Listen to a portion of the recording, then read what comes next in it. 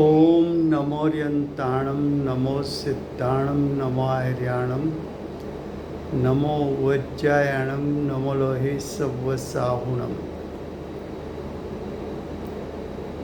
मंगलम भगवान वीरो मंगलम गौतमो गणी मंगलम कुंद कुंदार्यो जैन धर्मोस्तु मंगलम ओंकार बिंदु संयुक्तम नित्यं जायन्ति योगिनां कामदं मोक्षदं चैव ओंकाराय नमो नमः अहोपकार जिनवरनो कुंदनो ध्वनि दिव्यनो जीन कुंद ध्वनि आप्या अहो आ गुरु काननो तुझ ज्ञान ध्याननो रंग तुझ ज्ञान ध्याननो रंग अमया दर्श रहो ओ शिव पद तक तुझ संग माता माता।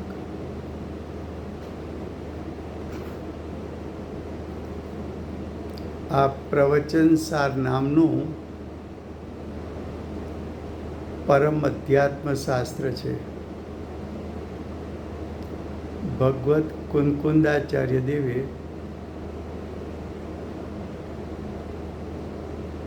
1 થી 4 ગાથામાં માંગલિક કરી અને પ્રતિજ્ઞા કરી. 5મી ગાથામાં આચાર્ય ભગવંતે એવી પ્રતિજ્ઞા કરી કે વિશુદ્ધ દર્શન જ્ઞાન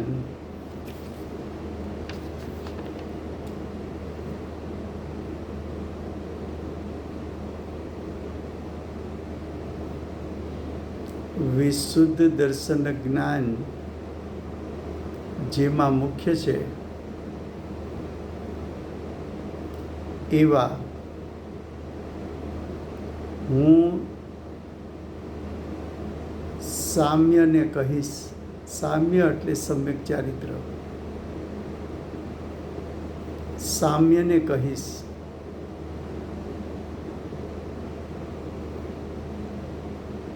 કે જેનું ફળ એટલે કે સામ્યનું ફળ એટલે કે સમ્યક ચારિત્રનું ફળ નિર્વાણની પ્રાપ્તિ થાય. તો આચાર્ય ભગવંતે સામ્ય શબ્દ પ્રયોગ કર્યો. એમાંથી ત્રીજો અધિકાર ચરણાનુયોગ ચુલ્લિકા એટલે કે સમ્યક ચારિત્ર અધિકાર એટલે કે સામ્ય અધિકાર આચાર્ય ભગવંતે ખોલ્યો છે.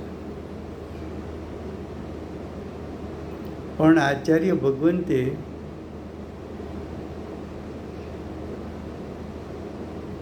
પ્રતિજ્ઞામાં લખેલો સામ્ય શબ્દ એને આચાર્ય ભગવંતે ચારિત્ર કહ્યું. ભૂમિકાની 6ઠી ગાથામાં આચાર્ય ભગવંતે એમ કહ્યું કે વિતરાગ ચારિત્ર મુખ્ય છે.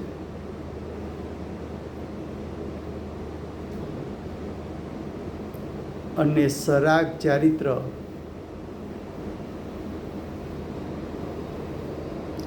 ગૌણ છે.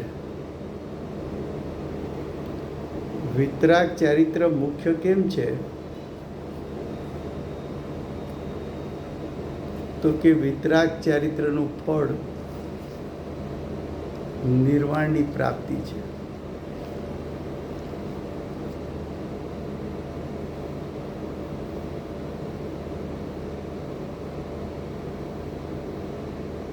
તો કે સરાગ ચારિત્ર કોને કહેવું?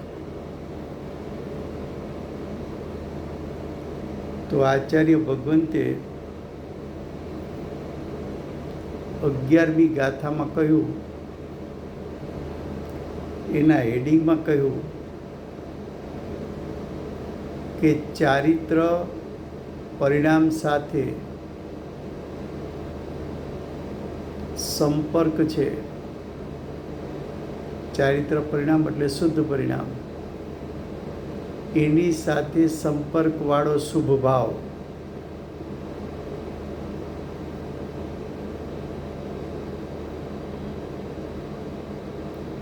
વિતરાગ ચારિત્ર સાથે સંપર્કવાળો શુભ ભાવ, એ શુભ ભાવ સરાગ ચારિત્ર છે.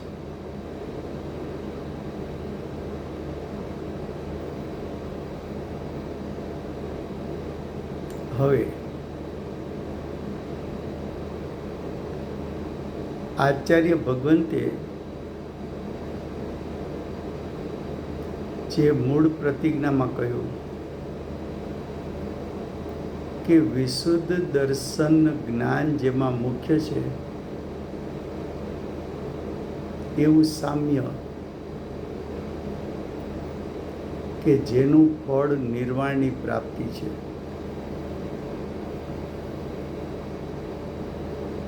તો કે કયા ચારિત્રનું ફળ નિર્વાણની પ્રાપ્તિ થાય? વિતરાગ ચારિત્ર કે સરાગ ચારિત્ર? તો કે વિતરાગ ચારિત્રનું ફળ નિર્વાણની પ્રાપ્તિ થાય. તો વિતરાગ ચારિત્રવાન કોણ છે?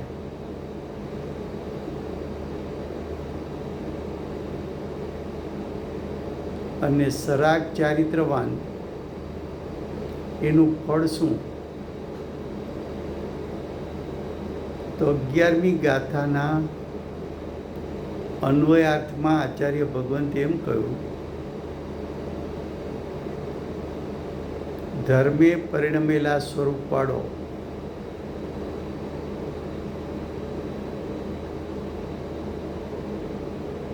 ધર્મ એટલે વિતરાગ ચારિત્ર. વિતરાગ ચારિત્રે પરિણમેલા સ્વરૂપવાળો આત્મા જો સદુપયોગમાં જોડાયેલો હોય તો, સદુપયોગમાં જોડાયેલો હોય તો એનો અર્થ શું? તો કે સદુપયોગી કોને કહેવા? તો કે શ્રેણી આરોહણ કરે એ મુનિને સદુપયોગી કહેવા.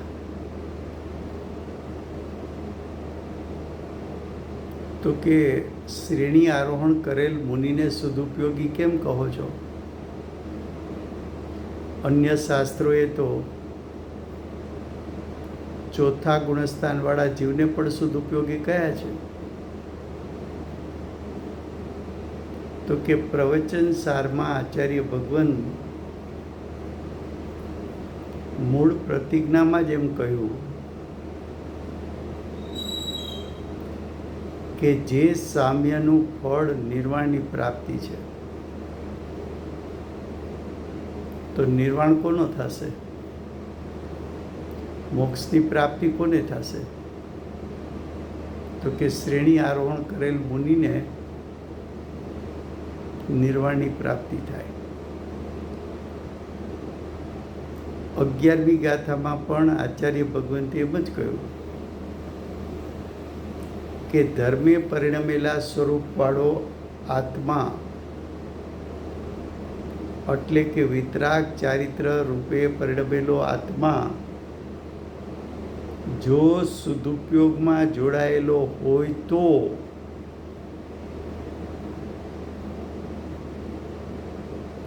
મોક્ષના સુખને પામે છે. મોક્ષ સુખ કોને મળશે? છઠ્ઠે સાતમે ગુણસ્થાને ઝૂલ્યા કરે એ મુનિને મોક્ષ મળશે? કે શ્રેણી આરોહણ કરશે એ મુનિને મોક્ષ મળશે?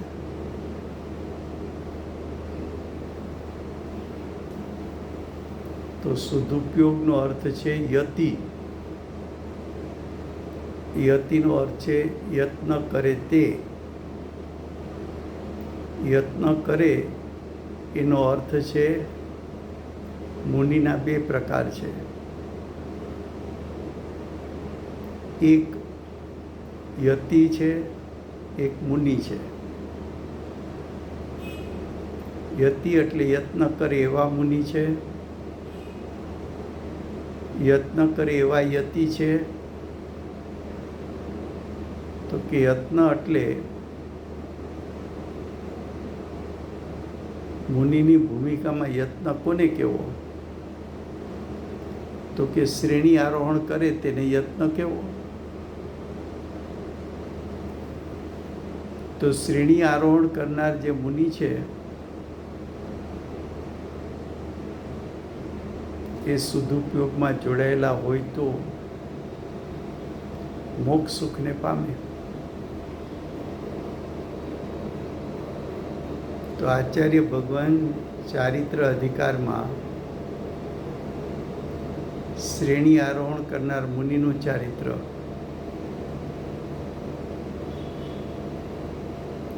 હવે 11મી ગાથામાં એના અન્વયાર્થમાં આગળ કહે છે. શું કહે છે? અને જો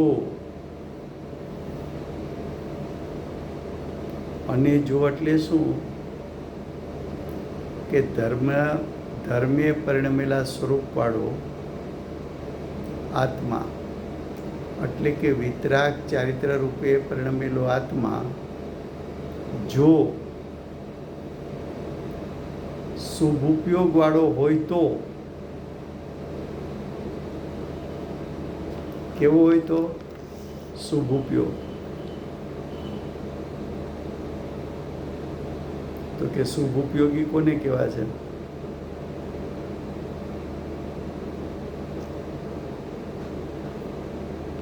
તો કે છઠ્ઠે સાતમે ગુણસ્થાને ઝૂલે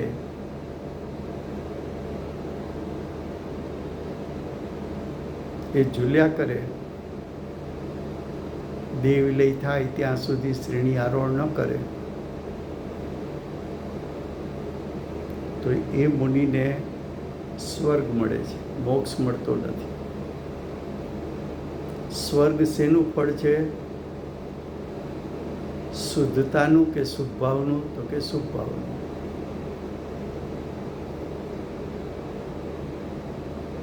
તો ફળ ઉપરથી, તો કે ફળ એટલે સ્વર્ગની પ્રાપ્તિ, એના ઉપરથી એવા મુનિને શુભ ઉપયોગી કહ્યા. તો આચાર્ય ભગવાન ચરણાન યોગ ચુલ્લિકા ત્રીજા અધિકારમાં મુનિના બે સ્વરૂપ બતાવશે. એક શ્રેણી આરોહણ કરે એવા મુનિ અને એક છઠ્ઠે સાતમે ગુણસ્થાને ઝૂલે એવા મુનિ.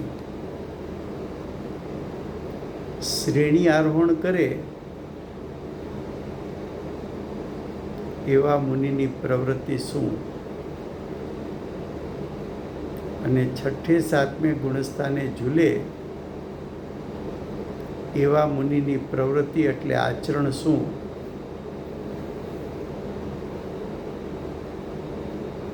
ખ્યાલમાં આવે છે.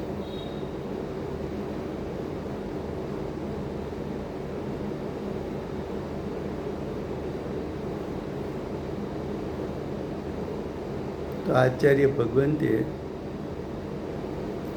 5મી ગાથામાં પ્રતિજ્ઞા કરી. 6ઠ્ઠી ગાથામાં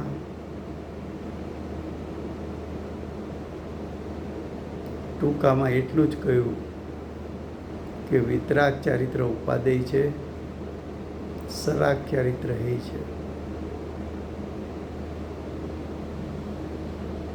પછી 11મી ગાથામાં એમ કીધું, વિતરાગ ચારિત્ર રૂપે પરિણમેલો આત્મા જો સદુપયોગમાં જોડાય એટલે કે શ્રેણી આરોહણ કરે, એટલે કે શ્રેણી આરોહણનો યત્ન કરે, તો એવા યતિ મોક્ષ સુખને પામે છે.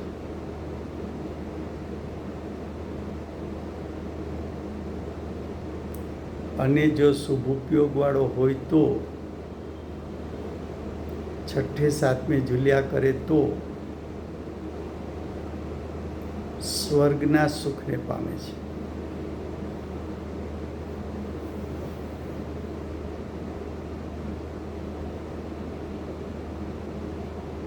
હવે ચરણાની યોગ ચુલ્લિકા સામ્ય શબ્દમાંથી ખોલ્યું છે.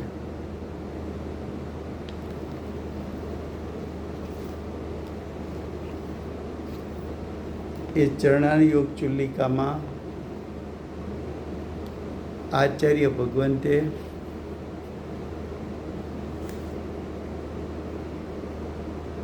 પેટામાં 3 અધિકાર મૂક્યા છે. એક આચરણ પ્રજ્ઞાપન પહેલો અધિકાર છે.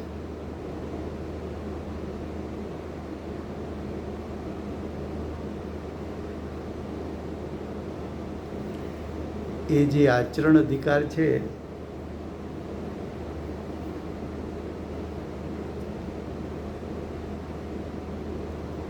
એનું નામ આપ્યું છે આચરણ પ્રજ્ઞાપન. પ્રજ્ઞાપન એટલે કથન કરવું, આચરણનું કથન કરવું. એ જે આચરણનું કથન કરવું છે એમાં સદુપયોગી મુનિ નું આચરણ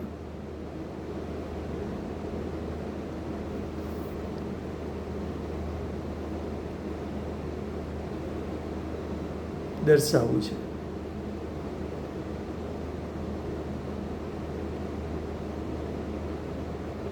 અને ચરણા યોગ ચુલ્લિકાનો પેટા બીજો અધિકાર મોક્ષ માર્ગ પ્રજ્ઞાપન. પ્રજ્ઞાપન એટલે કથન કરવું, મોક્ષ માર્ગનું કથન. એ મોક્ષ માર્ગનું કથન છે ત્યાં આચાર્ય ભગવંતે શુભ ઉપયોગી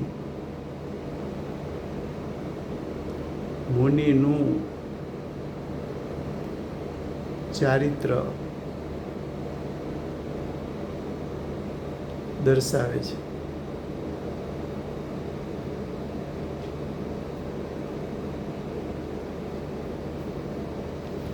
હવે આચરણ પ્રજ્ઞાપનમાં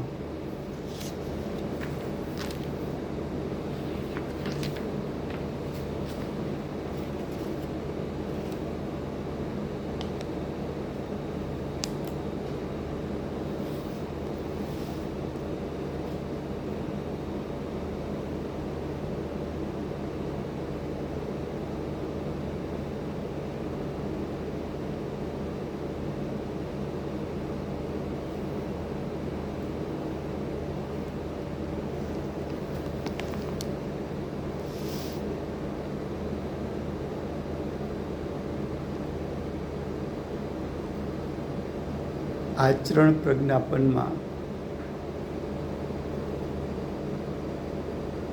તો કે જ્યારે મુનિના ચારિત્રની વાત આવે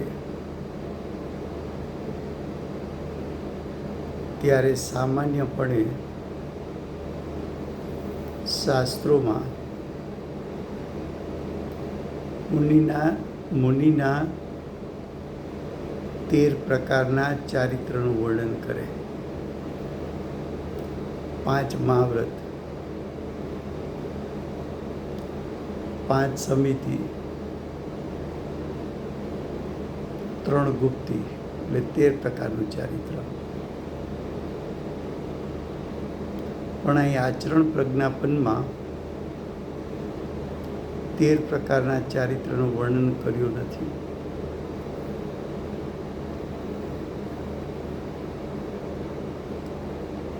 જેમ ચારિત્રના 13 પ્રકાર છે, 5 મહાવ્રત, 5 સમિતિ, 3 ગુપ્તિ, તેમ ચારિત્રના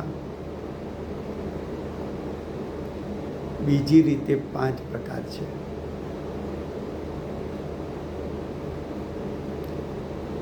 પહેલું સામાયિક,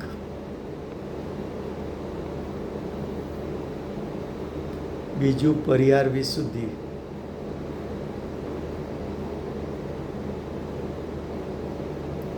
ત્રીજું છેદોપસ્થાપન, ચોથું સૂક્ષ્મ સાંપ્રાય અને 5મું યથાખ્યાત ચારિત્ર પરિવાર.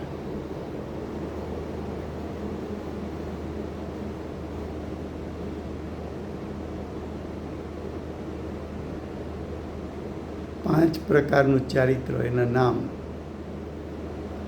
સામાયિક, પરિહાર વિશુદ્ધિ, છેદોપસ્થાપન, સૂક્ષ્મ સાંપ્રાય અને યથાખ્યાત ચારિત્ર. એમાંથી આચાર્ય ભગવંતે સામાયિક અને છેદોપસ્થાપનનું સીધું વર્ણન કર્યું.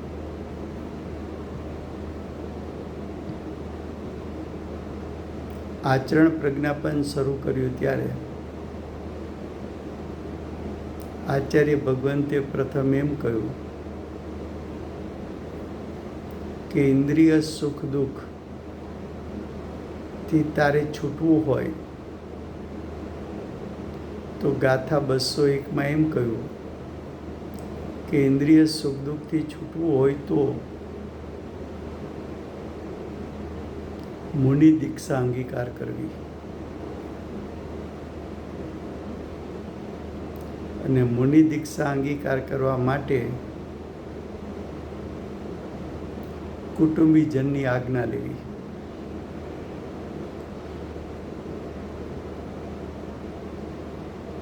પછી એમ કહ્યું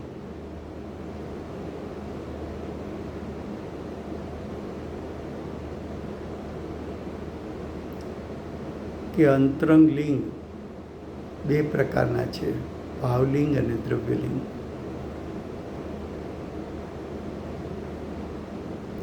એમાં સાચું લિંગ તો ખરેખર ભાવલિંગ છે, એનું ફળ મોક્ષ આવે છે.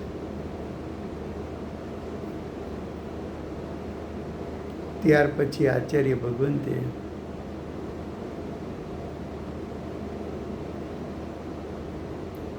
યતિનું સ્વરૂપ બતાવવા માટે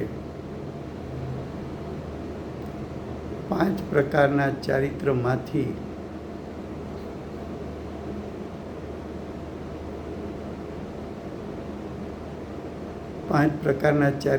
સામાયિક એની પ્રથમ વાત શરૂ કરી.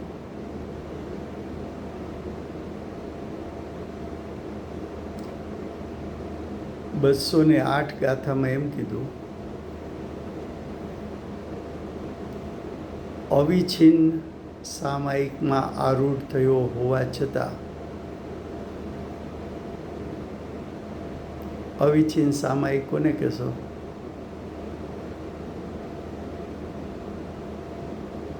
સામાયિક એટલે સમયમાં જોડાવાથી ઉત્પન્ન થતા પરિણામ. સમય એટલે આત્મા.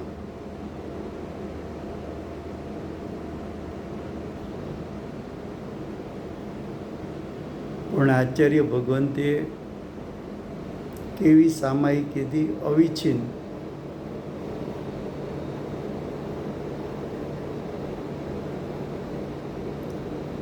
અવિચ્છિન્ન એટલે જે સામાયિક શરૂ થઈ તે થઈ.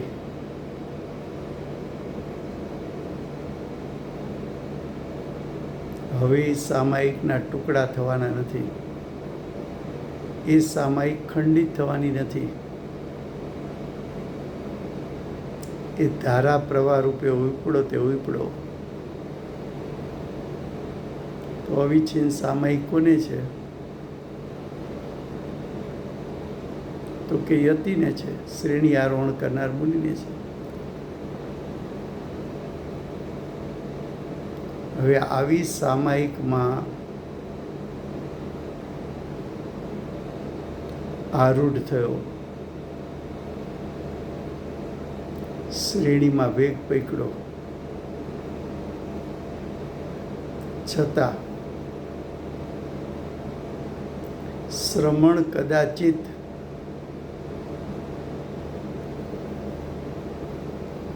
છેદોસ્થાપનને યોગ્ય છે. એટલે શું?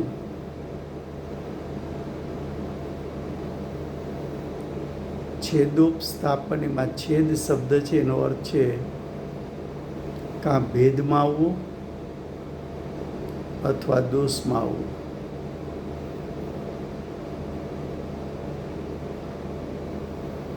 હવે છેદોપસ્થાપનનો અર્થ કઈ રીતે કરવો? તો કે મુનિ બે પ્રકારના છે. એક શ્રેણી આરોહણ કરનાર મુનિ અને એક છઠ્ઠે સાતમે ઝૂલનારા મુનિ. તો શ્રેણી આરોહણ કરનાર મુનિ છે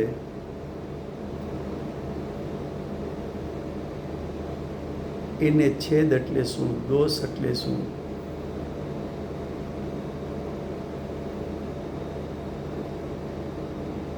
અને છેદોપસ્થાપન એટલે શું? તો કે છેદ એટલે દોષ. છેદોપસ્થાપનમાં બે શબ્દ છે, છેદ અને ઉપસ્થાપન. જો જીવ દોષમાં આવે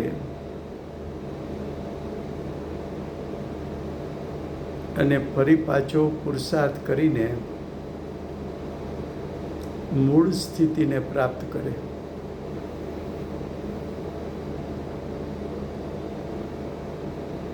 દોષમાં આવે પાછી મૂળ સ્થિતિ પ્રાપ્ત કરે.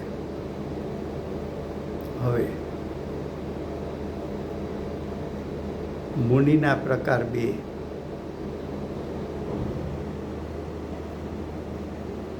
એક શ્રેણી આરોહણ કરે એવા મુનિ, એક છઠ્ઠે સાતમે ઝૂલે એવા મુનિ. તો બંનેની ભૂમિકા અલગ છે. એક શ્રેણી આરોહણ કરે છે, બીજે છઠ્ઠે સાતમે ઝૂલે છે. તો ભૂમિકા તો અલગ અલગ છે. જો ભૂમિકા અલગ છે તો દોષનો પ્રકાર પણ અલગ અલગ છે, છેદનો પ્રકાર પણ અલગ અલગ છે. તો કે કયા પ્રકારે? તો કે શ્રેણી આરોહણ કરનાર મુનિ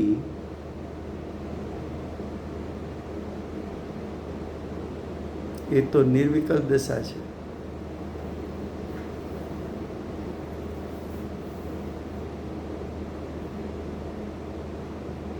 સાતમા ગુણસ્થાનથી ઉગ્ર પુરુષાર્થ કર્યો, આઠમે આવ્યો, નવમે, 10મે, 12મે.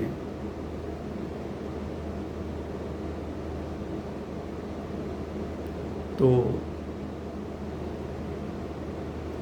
8 થી 12 ગુણસ્થાન શ્રેણી આરોહણી તો નિર્વિકલ્પ દશા છે. નિર્વિકલ્પ દશા રીએ તો શ્રેણી આરોહણ કરનાર મુનિ નિર્દોષ છે. પણ જો એવા મુનિ શ્રેણી આરોહણના કાળમાં પુરુષાર્થનો વેગ ઘટે અને સવિકલ્પ દશામાં આવે તો શ્રેણી આરોહણ પણ રહેતું નથી.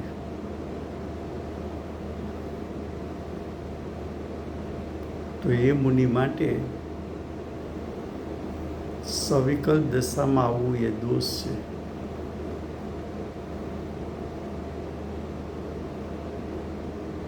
એવા મુનિ પોતે પોતાની આત્મસાક્ષીએ ક્ષમા યાચના કરી પુરુષાર્થનો વેગ વધારી ફરી શ્રેણી આરોહણ કરે તો એને છેદોપસ્થાપન કહેવાય કે દોષ થયો, વિકલ્પમાં એવા દોષ થયો, પણ પાછો પુરુષાર્થ કરીને મૂળ સ્થિતિ એટલે શ્રેણી આરોહણની સ્થિતિમાં આવી ગયા. તો શ્રેણી આરોહણ કરનાર મુનિની ભૂમિકામાં વિકલ્પમાં દોષ છે.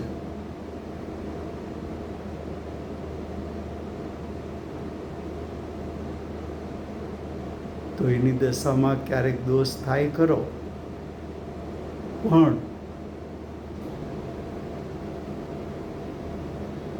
કાં તો ગુરુની સાક્ષીએ જઈ અને પોતાનો દોષ બતાવે,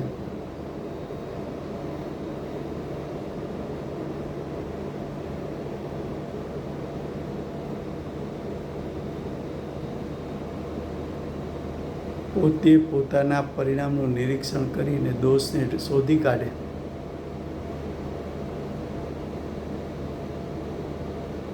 જો ગુરુ હોય તો પોતાના દોષને વ્યક્ત કરે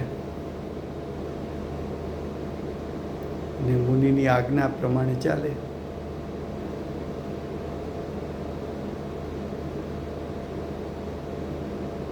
ગુરુ હાજર ન હોય તો પોતે પોતાના પરિણામનું નિરીક્ષણ કરી દોષ શોધી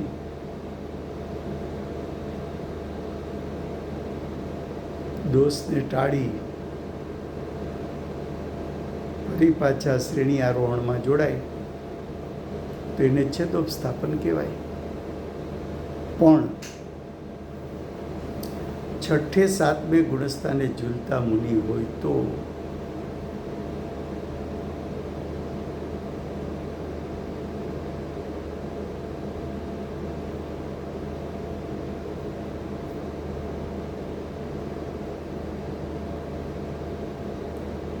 એવા મુનિ સવિકલ દશામાં આવે તો દોષ નથી,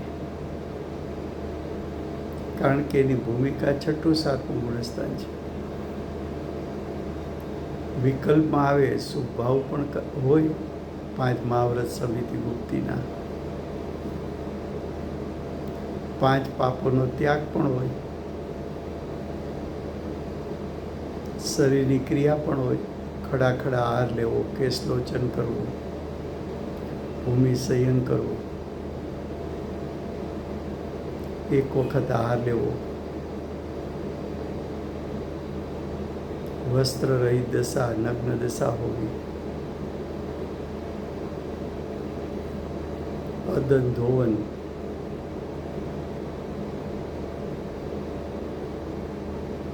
તો એવી શરીરની ક્રિયા પણ હોય ને 10 પ્રકારના પરિગ્રહનો ત્યાગ પણ હોય.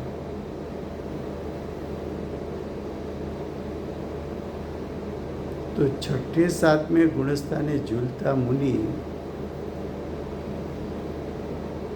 સવિકલ દશામાં આવે તો એને છેદ ન કહેવાય, પણ શ્રેણી આરોહણ કરનારા મુનિ સવિકલ દશામાં આવે તો છેદ કહેવાય, દોષ કહેવાય.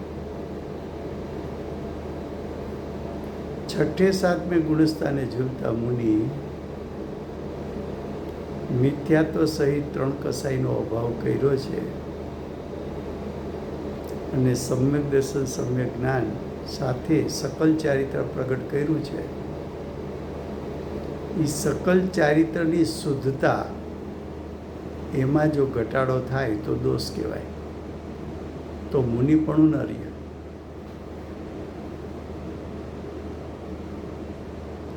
જો એવા મુનિ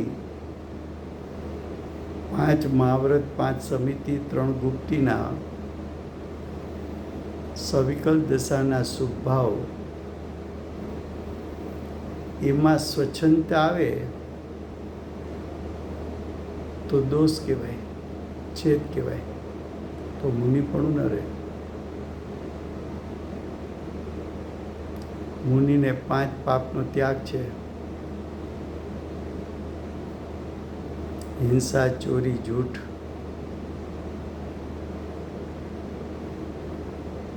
અબ્રહ્મચર્ય અને પરિગ્રહનો ત્યાગ છે. પણ એમાં સ્વચ્છંદતા કરે તો કે મુનિપણું ન રહે, તો છેદ કહેવાય, દોષ કહેવાય.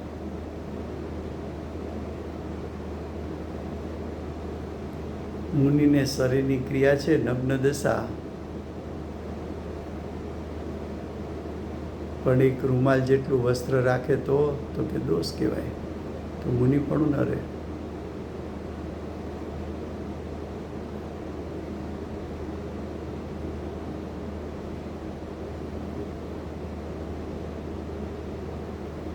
જે કંઈ શરીરની ક્રિયા મુનિની ભૂમિકાને યોગ્ય હોવી જોઈએ એમાં શિથિલતા આવે તો છેદ કહેવાય, તો મુનિપણું ન રહે. બાહ્ય ત્યાગ છે 10 પ્રકારના પરિગ્રહનો, પણ મુનિરાજ મોબાઈલ રાખે તો કે દોષ કહેવાય, છેદ કહેવાય. 10 પ્રકારના પરિગ્રહમાંથી એક પણ પરિગ્રહ આંશિક પણ ગ્રહણ કરે તો મુનિપણું રહેતું નથી.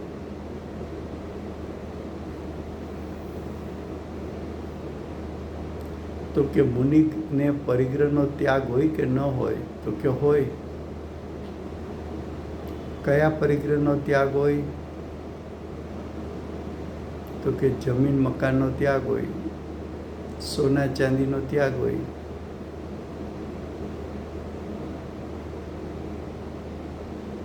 કપડાં વાસણ એનો ત્યાગ હોય, ધન ધાન્યનો ત્યાગ હોય, દાસ દાસીનો ત્યાગ હોય.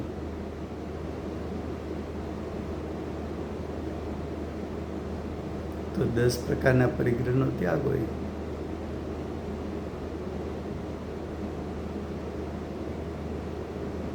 તો કે મુનિને પરિગ્રહ હોય કે ન હોય? તો કે મુનિને પરિગ્રહ હોય. કયો હોય?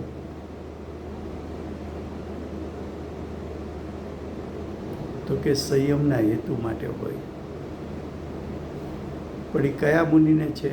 6ઠે 7મે ગુણસ્થાને. શ્રેણીમાં પણ છે. કયો પરિગ્રહ છે? તો કે શરીરે પરિગ્રહ છે, પણ એ સંયમના હેતુ માટે છે. પીછી કમંડળ એ પણ સંયમના હેતુ માટે છે. શાસ્ત્ર એ પણ સંયમના હેતુ માટે છે. તો આવો પરિગ્રહ જે છે એનું લક્ષ 6ઠે 7મે ગુણસ્થાને હોય, શ્રેણીમાં તો એનું પણ લક્ષ છૂટી ગયું છે. તો કે આવો પરિગ્રહ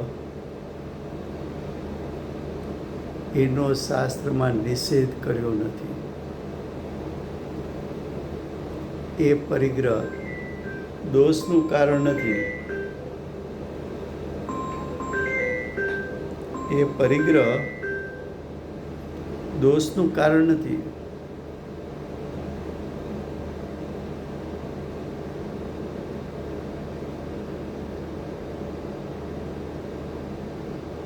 તો કેવું? આચરણ પ્રજ્ઞાપનમાં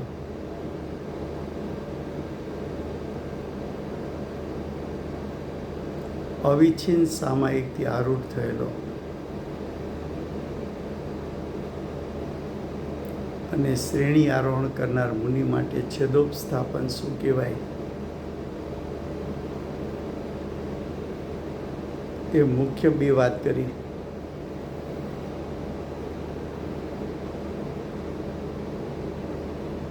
પણ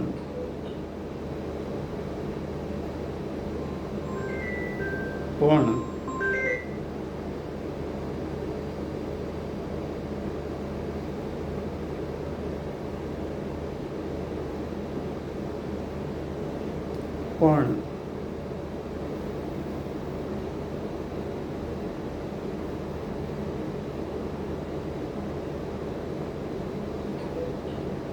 મુનિને, શ્રેણી આરોહણ કરનાર મુનિને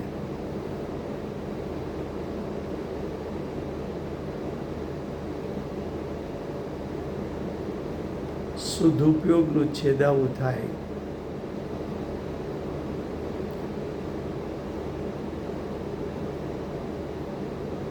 એટલે કે સદુપયોગે જે શ્રેણી આરોહણ કરી છે એ ખંડિત થાય તો શ્રેણી આરોહણ કરનાર મુનિ ફરી પાછા છઠ્ઠે સાતમે ગુણસ્થાને આવે છે.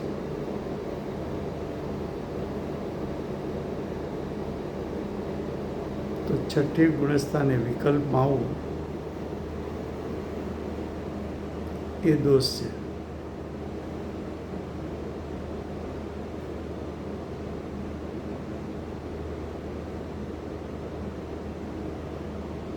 મુનિ અસદુપયોગમાં આવે તો છેદ છે.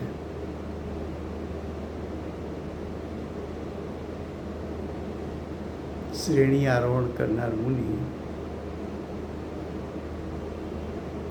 એને જો અશુદ્ધ ઉપયોગ ઉત્પન્ન થયો એટલે વિકલ્પ ઉત્પન્ન થયો તો દોષ છે. તો આચરણ પ્રજ્ઞાપનમાં આચાર્ય ભગવંતીએ વાત લીધી. હવે ચરણાની યોગ ચુલ્લિકા એનો પેટા બીજો અધિકાર મોક્ષ માર્ગ પ્રજ્ઞાપન એ વિષય નેક્સ્ટ સ્વાધ્યાયમાં આવશે. સમય થયો છે.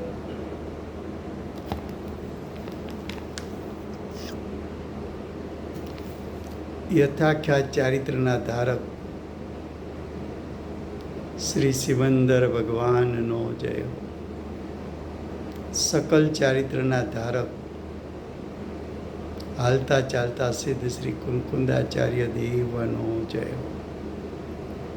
સ્વરૂપાચરણ ચારિત્રના ધારક પરમ કૃપાળુ શ્રી સદગુરુ દેવનો જય.